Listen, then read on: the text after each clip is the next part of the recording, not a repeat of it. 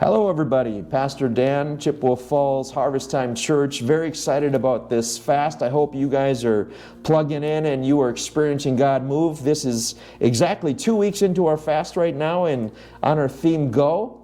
My verse today is a little bit different because this is a version of Go where sometimes we have to go places that we don't necessarily want to go.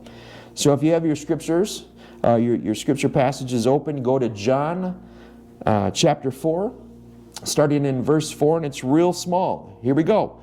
He had to go through Samaria on the way. Let's pray. Father, we thank you for today. We thank you for all of the blessings in our life. Father, we thank you that when we seek you, we find you, and as we dig deeper, Lord, you are always there. Father, I pray that you have your way in our hearts and just go before us in Jesus' name. And everybody said, Amen. Amen. Just to set up the background here, Jesus was leaving Judea and he was heading back to Galilee, but the scriptures say that he has to go through Samaria on the way, because if you don't go through this community, you would have to go the long way around. Now keep in mind that they don't have transportation like we do today, so it is easier to go through it, but they don't like to go through it because they don't get along. So if you're a Packer fan, imagine you have to walk through Minnesota Viking country. But in this case, the reason why they had to go is because God had a strategic plan.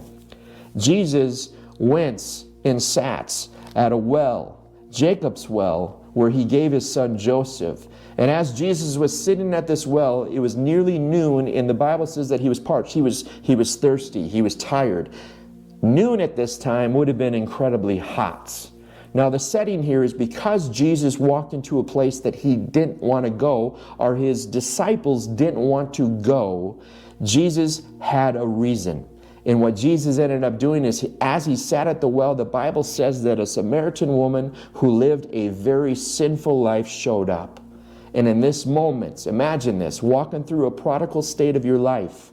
Imagine as you're walking, you have an encounter with Jesus sitting at a well.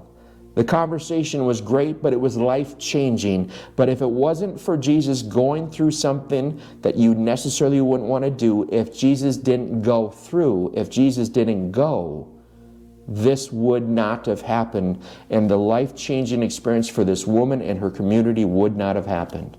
So if you have to go into seasons of life that you don't want to, look to Christ. Look to see what God is doing, because he's going to use you and he's going to use you well. Be blessed.